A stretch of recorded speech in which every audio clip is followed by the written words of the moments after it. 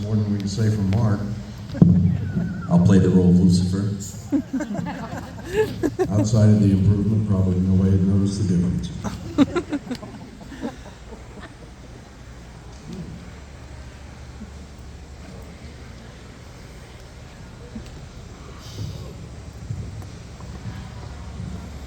Hello.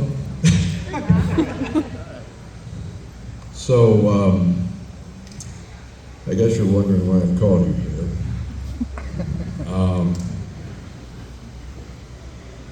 I am too. Anybody got a question? Anybody have a question for Mr. Yeah. Jim Beaver? Did you ever have any, like, paranormal experiences on set? Did I ever have any paranormal experiences on set? Like real life?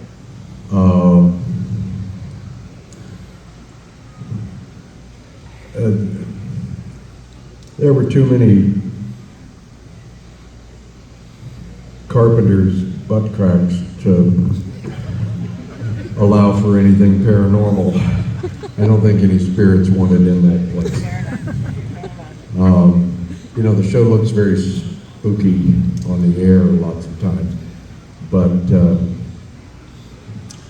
when you're actually there, those dark hallways and creepy castles and things, they're lit up like this.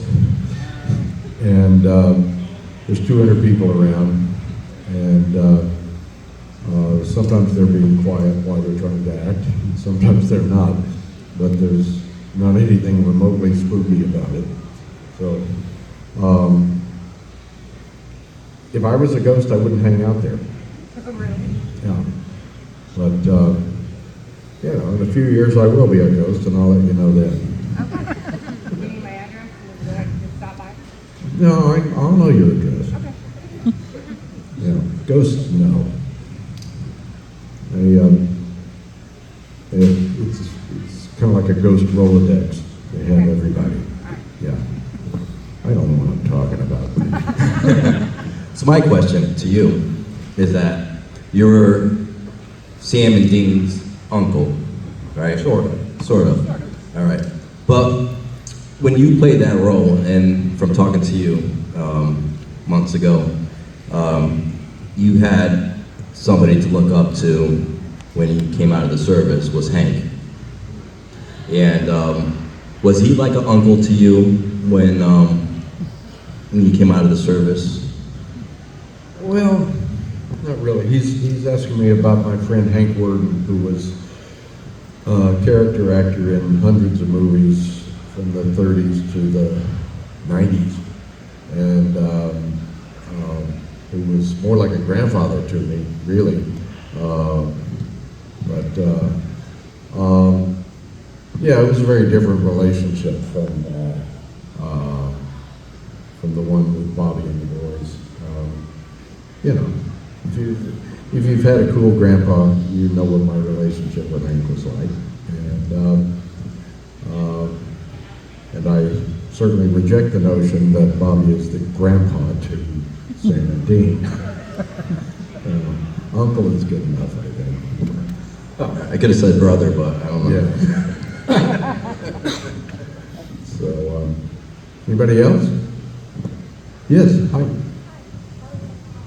I'm okay, I think.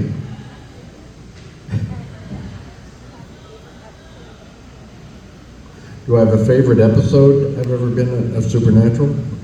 Yeah, well, I think without doubt, Weekend at Bobby's was my favorite. And I'm sure you've... Oh, finally. I was playing your role for a while until you got here. And doing it a lot better. Let's welcome Mark Pellegrino, Lucifer. Oh, you brought your mouse with you. He's got a dog.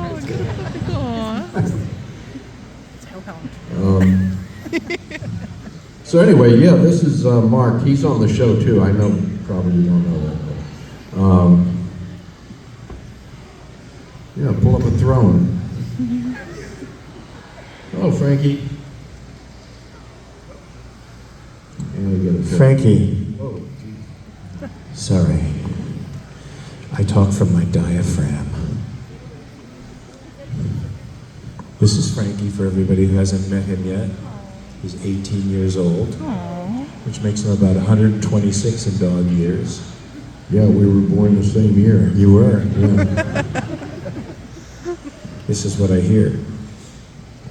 Is that me or is that extraordinarily loud? It's a little of both. It's a little. So what's up, guys? You having a good time? Yeah. You look sort of bored. I know it's because Jim's been up here for the last 5 minutes and you were waiting for me. I'm kidding. I'm just kidding. Fuck. You better be. Jesus. We were doing questions and crummy answers. Oh yeah? Yeah. Any questions about me? Not a single one? I don't think so. No? It was just all about No, you. until we introduced you, I don't think they knew who you were. Yes. That actually did happen over at the car. Yeah? One of the people who was letting people through, I came up and I said, "Can I just go up there now?" And she's sort of looking at me. I'm supposed to actually be in the photo. Do you have a pass? She said later. I said, "Well, I'm actually Lucifer from the show, so I'm actually supposed to be in the picture." She's like, "Oh my God, I'm so sorry." She didn't recognize me, Oh, or didn't know me, yeah. or has never seen the show, or just hates Lucifer, or Or maybe she hates you. hates me as a human being. Yeah. I'm sure that's probably Yeah. the case. She's probably a cat person. I feel like that. No, actually, I like cats. Do you guys like cats? Cats I are like pretty fucked up, though. They're pretty independent. Which is fucked up. Yeah. I like codependency, like this. Yeah. I can Apparently. see. I can see where you're going. Yeah. No, I have a cat. He's 12 years old. His name is Cody. I think if he were 100 pounds, I would be dead right now. Because we have that kind of relationship. Yeah. Yeah, I got 3 cats. No, I got 2 right now. How old are they? About 2 and 1.5. Oh, really? They're mother and son. Oh, how cute. But they got to be all over the place. They're like... Oh, they're not kittens anymore, but there's an awful lot of them. They do make funny videos. Don't you think cats Yeah. make the funniest videos on the planet? I don't know how they operate the camera. It's extraordinary to me, but they do it. Yeah. Yeah. So their little paws, they don't even have fingerprints. But they can do it. Cats are extraordinary. They're the only animal in the world that uses 100% of their muscles capacity. Did you know that? Really? If you sit here long enough, you're going to learn tons of shit, like Yeah. random shit. I am the only animal that uses 0% of its muscles. Yeah, capacity. I did read that somewhere. Yeah. I don't know, I'm holding the microphone up. But Well, it is a paranormal convention, so perhaps you're not holding it up. maybe I'm not doing it right. I don't, have we ever been this boring? Boring? Yeah. I don't feel like I'm boring at all, Well, but I'm deluded. you're not listening to me. So, Well, it's also... No, I won't say it. Never mind. I'll get in trouble. Do we have any questions from the audience? Because there's probably so many... There's one! What? I can see her! Really? What was it like working with Jensen and Jared? What was it like working with Jensen and Jared? Who? Well, I mean, I found it extraordinary. I've said this story before. I've said it enough times, I think people think I'm lying, but I'm not. I was just amazed at how short Jared is in reality. Yeah. Yeah. He's actually 5'4". Yeah. He wears special, I guess, Stilts. stilts. They're like, you could call them prosthetics or implants. Yeah. So that surprised me a lot. Yeah. Because when he rapped, he was like, Jared, what the fuck? What are you doing? Well, they build the sets at a skew, so there's that that it looks too. like, so it looks like we're the side he's standing on, he's almost to the ceiling, but the ceiling's only about this high. Yeah. And then when I'm standing over here, they get the ceiling real high, so I'll look small. It's like the Being John Malkovich set, sort of, Yeah. in a way, with him. Yeah, and that surprised me a lot. And what also surprised me was how much makeup Jensen uses, how much time in the chair that he needs. Yeah. It's like a 3.5-hour makeup job every time he's in there. Well, I mean, the pock marks alone to cover up. They have to put a lot of putty in the pock marks, but they also use special. It's like a symmetry cream because he's really not very symmetrical. Yeah, symmetry cream. I didn't know the name of it. Yeah, it's called symmetry cream. Yeah, Yeah. I looked into it. Yeah, Yeah. it's like we had something like that in the Marine Corps with the electronics. It's called frequency briefs. Yeah. So he's actually, if you have a photo shoot with Jensen ever, Yeah. if you pull on his prosthetic ear, it'll come right off. This comes off. Yeah, If you so- go hard enough, the forehead comes with it. Comes with it too. The whole face. Have you ever seen Face Off? You know, like that kind of. You can actually do that with. Yeah. So, I encourage you to do that because you'll probably see him in a convention in the future. Right. He's also extremely short. Yeah. Yeah. And what really gets me mad is that everybody thinks I'm the short one. Yeah. You know? They're amazed that I'm so tall because I'm standing next to a guy on stilts who's on a tilted stage that's made to look optically, smaller with him. You don't believe me, but I'm not fucking lying. No. I am telling you the dad's honest truth. It's basically a couple of pockmarked dwarfs. Okay? We're just being honest. You wanted the behind-the-scenes shit, not me. Yeah. I'm giving it to you straight. And I mean, I think we're due a certain amount of respect because we have both seen them without all the disguise stuff and lived to tell the tale. Usually you can't. I've actually seen them both naked. Oh, well, Do you want some more I haven't information? wanted to Want do more that. information? but, yeah. People think I can tell they think I'm lying. So, all right, you do it. Pull on the nose, Fine. pull on the ear, take down the forehead. Yeah. You're gonna see that I'm telling you the truth. Yeah, peel and squeal. Peel and squeal. Who has a question? Who else wants to know the truth behind Supernatural? You have a question? Could you please tell them about the Jensen part, like you did yesterday? Oh, Jared. Or Jared's part? Yeah, no, don't blame Jensen for farting on this set, okay? Now, we've already revealed a lot of truth. We don't want to spread lies. Yeah. Jensen, to my knowledge, has never farted on the set. No, it's twice, so. Yeah. Oh, that's why. Yeah. I get it. Yeah. But he's never farted on the set. Jared, however, Has made up for. every fart probably not realized on the planet. So if you've ever held a fart in, Jared's made up for you on the set of Supernatural. Do you know that famous photo of the Hindenburg blowing up? That's actually Jared's grandfather. That's it.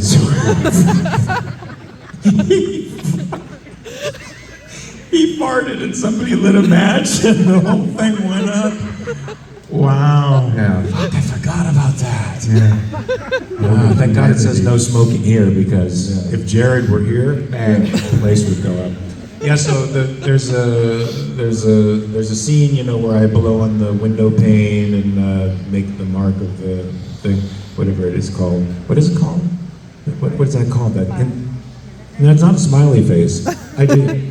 Huh? It's a trident. That's the word I was looking for. Thank you so much. I meant the trident. Anyway, in that scene, Jared farted during my monologue. I have a long speech in there. And he farted right as they said action.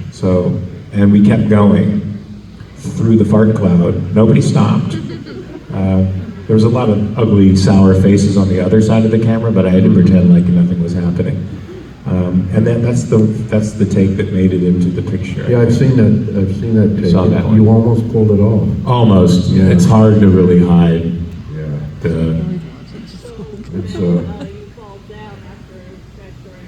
That was really me fainting Yeah. from the particulate fart matter in my lungs and in my brain.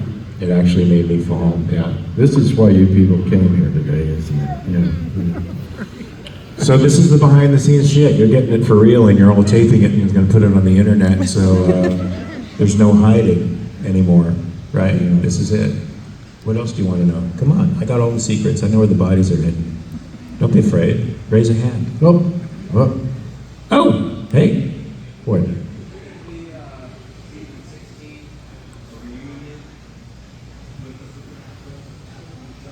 No, No, not at all.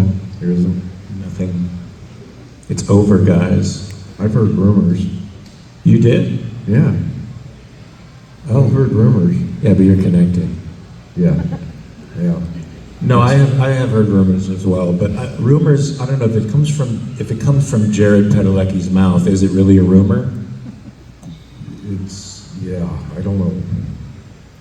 I mean, I don't know what you call what comes out of his mouth. Well, if those words, we might do a limited series and stream it on a streaming network. Comes out of his mouth. I'm assuming that there's something in the works. So, yeah, I think there might be something in the works for a season I 16. think clearly they haven't officially notified either of us. They haven't. Well, I mean, Jared said that I was going to be in it, but he was sitting next to me. Yeah, So he probably was just saying that because he was sitting next to me. yeah, yeah. No, I'm kidding. He said we're going to be in it. He said we're all going to be in it. I, Well, I haven't gotten any. I haven't official heard thing anything either, but from I'm Jared. taking his word for it. oh, well, there's your first mistake. Well, I'm holding him to it. Yeah.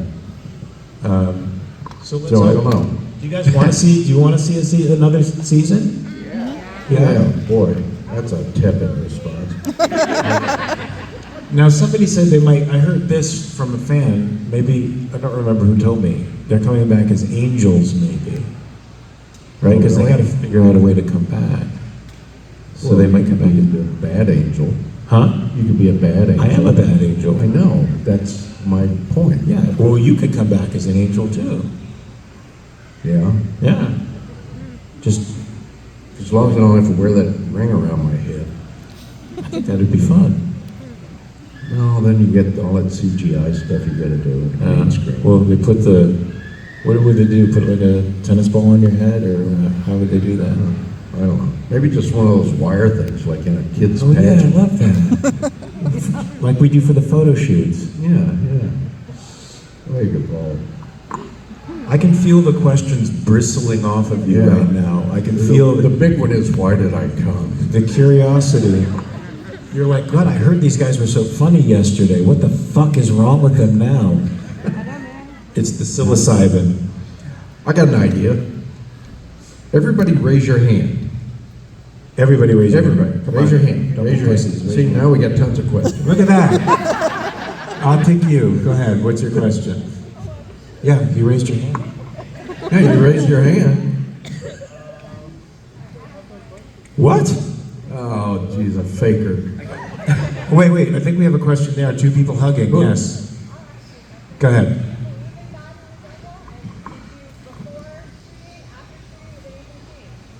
Is this for both of us or just me?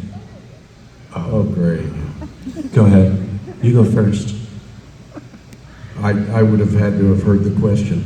Oh, so the question was, do you believe in the God or the devil? And did you believe before or after? Has anything changed since you've done Supernatural? I had more money.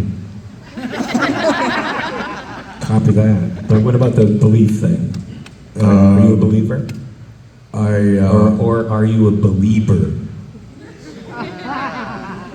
Don't make fun of my cousin. Okay. I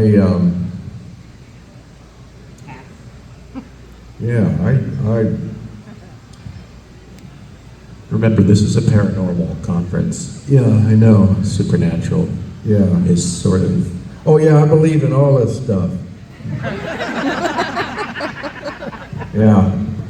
Yeah, I was afraid somebody was going to ask a question like that.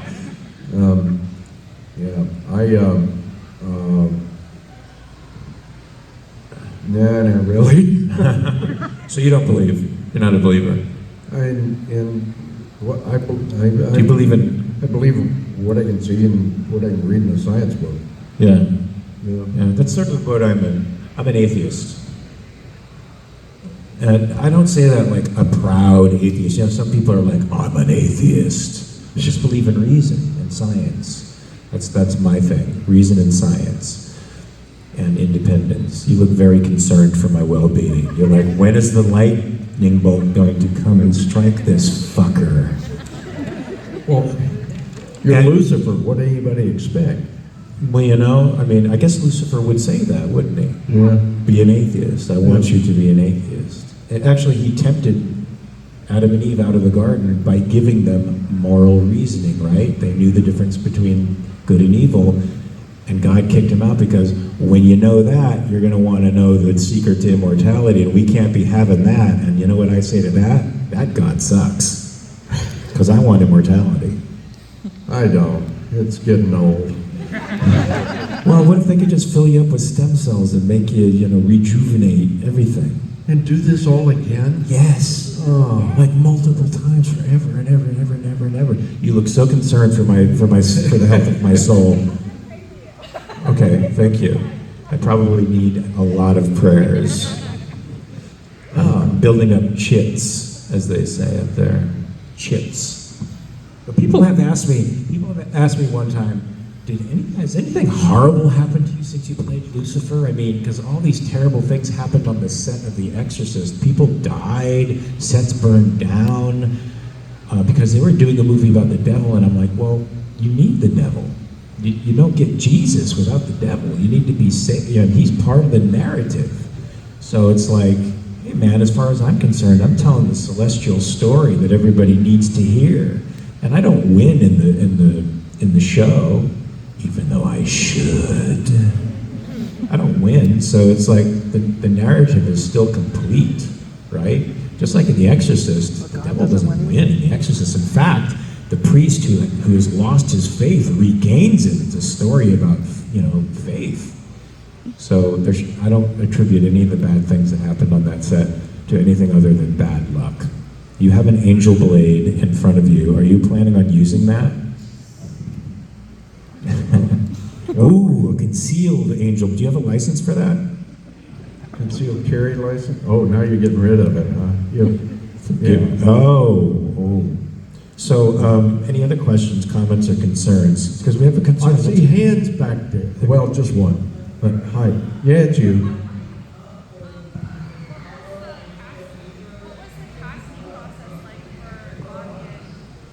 What was the casting process for our characters? Yeah, for me, I think we probably had the same experience. I had no casting experience.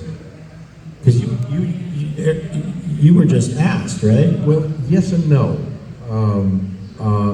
It was kind of weird. I've heard now, I've got my own experience, I've got what Bob Singer told me, and I've got what Eric Kripke told me.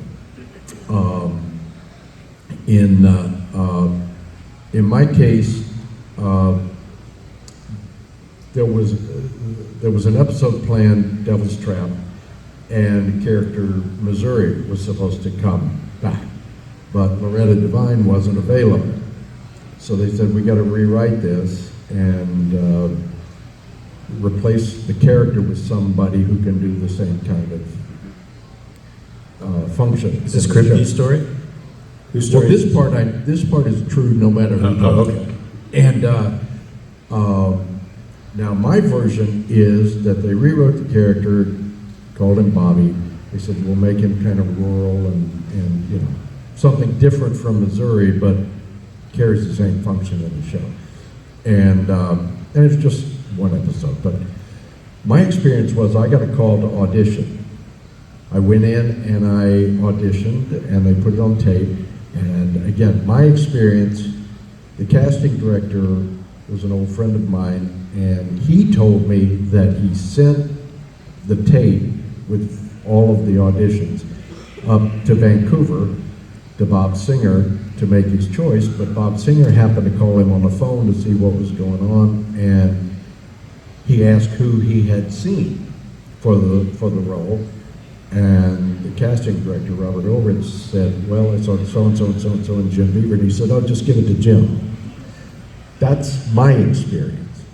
Bob said that they said, we've created this new character, Bobby, and he's, kind of a redneck sort of guy. And Singer just said, oh, I know the guy for that.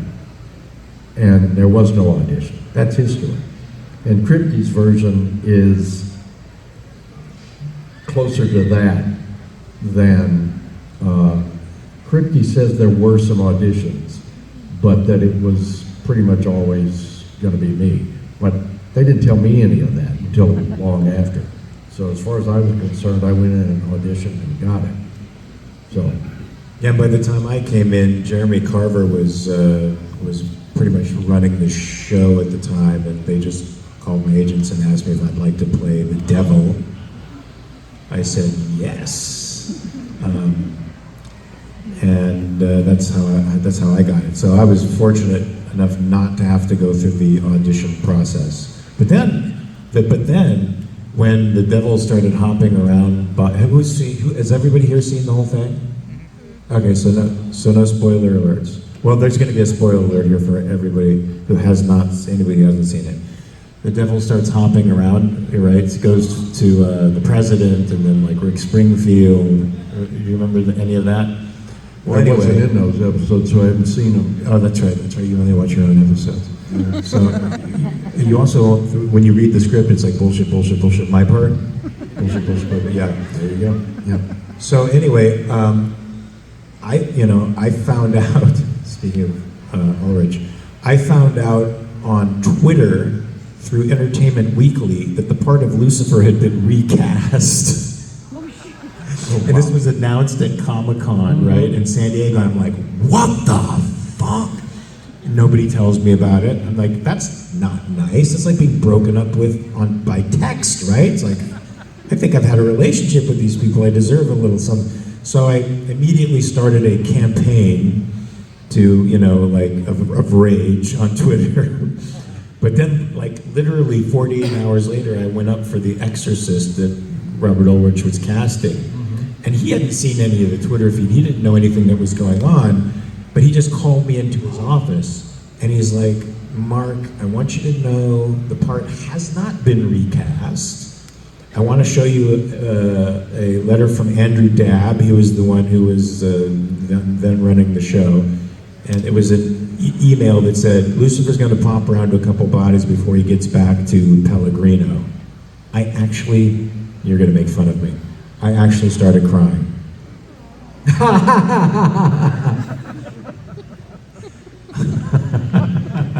I actually started crying because I felt, like a release. It was like a release of pressure. Like, oh, they didn't break up with me.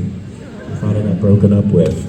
So anyway, and then so it popped around a couple bodies until it got to me. And that's a long story, and I'm telling the story this long because nobody seems to want to ask questions. Yay! Hey, I know that guy. So, yesterday, Jim, you talked about there was an episode where you were very emotional. You were on the cusp of crying, and then when you went home that night, you cried because of the physical sensation you released. So, Mark, you're an atheist, I know, and you said you believe in what you can see, but you're on a show that deals with the battle between good and evil. And you're dealing with this on a regular basis. I just wonder what type of psychological and emotional impact does that have on you even after the episode? Good question. You should see his podcast, The Rational Egoist, by the way. Super smart guy, interviews great people, does a really, really, really cool show. You want to answer that one first?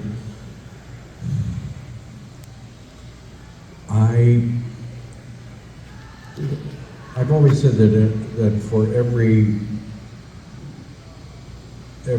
role and every actor, there's a different path to getting the job done.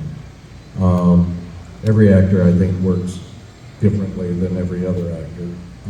There are similar channels you go down, but not. I couldn't tell you what path I use.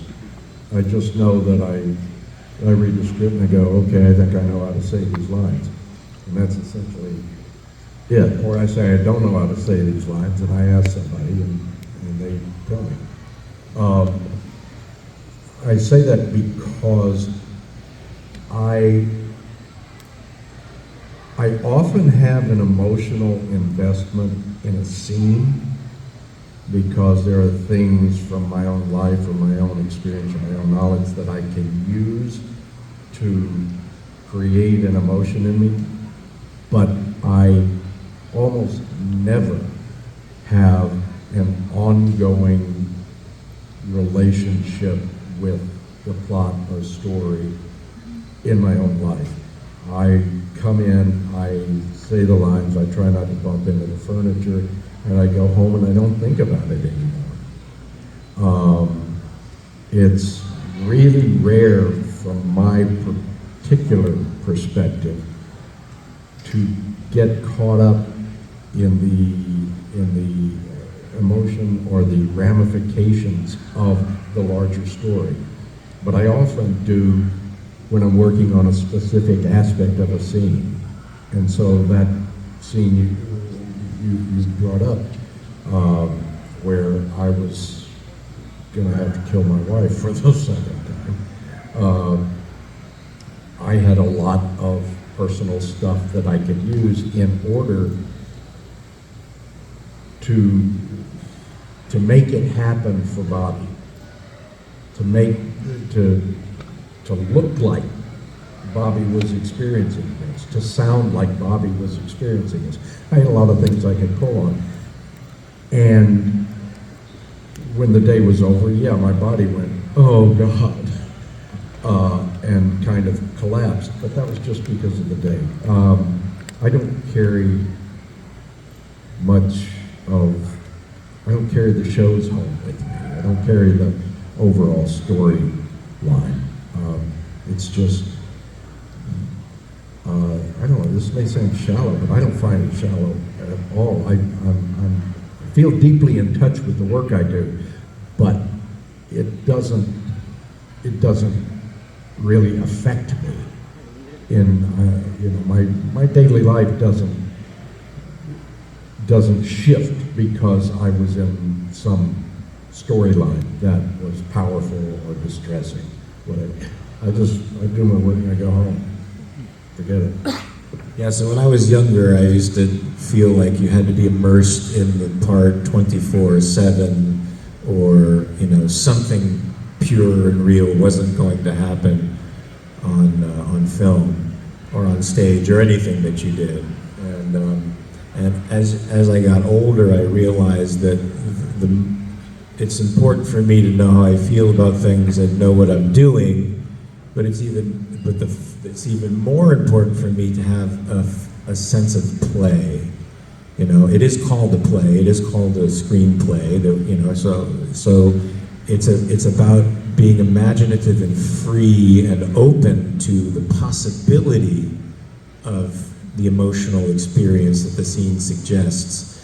Never pushing yourself in that way, but sometimes discovering new feelings that you never even could have anticipated with all the homework that one does on the part, because you're open and free. And when you're open and free and playful, you can carry on emotions for quite some time without there being any direct physical harm to you that you carry home with you later on. Or if you do, it's just a release, but it's not harming you long term. And I've been on the other side where you're trying to be method and it just you're miserable like for weeks on end, and it affects your psychology. I mean, I remember investigating this serial killer. I was supposed to play a serial killer, and I read like 9 books on serial killers, and I started doing all this fancy and imagination work. And I remember driving with this girl and this friend who we were sort of dating a little bit in the car. And he's gonna make fun of me, I just feel this right now. But I remember looking over her and going, I wonder what it'd be like to strangle her. Like I actually had that real, he's gonna go. Where are you gonna go? I've known some girls like that. Okay. But I mean, I was like, holy, and it fucking scared the shit out of me that I had that actual thought. And so if you go there in that way, it can really damage your psyche if you can't make the differentiation between your own life and the acting. I mean, after all, it is acting. And you should know that you're acting. If you don't, there's a barrier missing somewhere in you, right? Because the craft of acting is to be real and in the moment and experiencing it while at the same time knowing it's imaginary, it's playful. There's also the fact that while you're in the midst of it, whether it's on stage or on a film set, you're playing the character, you're trying to depict these emotions, not necessarily experience them, but depict them. And at the same time, there's a whole other part of your brain that's going, okay, his shadow's on my face, I gotta move over this way to get back in my light, and I can't lean back too far, I'll go out of focus, and I gotta make sure that I close the door between words in this sentence, or they'll have to do it again because the sound of the door will ruin the sentence I'm saying. And there's this whole technical side that has nothing to do with the character. It has to do with the technical aspects of getting it on film in such a way that it looks and sounds right. Yeah, that you have to integrate into your work so that you're spontaneous and in the moment and really talking and really having the experience, but you know that you can't set the cup down on your line or because, you know, they're going to have to go into ADR and, you know, work that line over again. So, yeah, I mean, Jim Carrey said acting is distracting because there's all these things that you have to keep in mind while at the same time having a human experience with another person. And that takes a lot of concentration, which is why I think some of the best actors are very, very, very focused people when they work. That scene you were talking about where I'm saying goodbye to my wife before I'm going to have to kill her, that was a very intimate, emotional scene. And there were about this many people standing 5 feet away with all the lights on and you know, guys pulling focus and moving lights as the camera moved or whatever. And it's pretend. So as much as I can tell, all of you want us to continue talking on for another hour and a half. We do have to go. Do we? Yeah, we do. Yeah. We have to go. We have to bid you adieu.